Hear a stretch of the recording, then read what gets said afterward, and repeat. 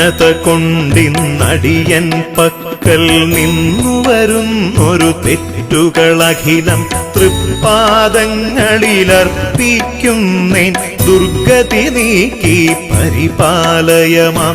അജ്ഞത കൊണ്ടിന്നടിയൻ പക്കൽ നിന്നു വരുന്നൊരു തെറ്റുകളഖിലം തൃപ്പാദങ്ങളിലർപ്പിക്കുന്നേൻ ദുർഗതി നീക്കി പരിപാലയമാം. ജയ ജഗദീശ്വരി പാർവതി ശങ്കരി പാപവിനാ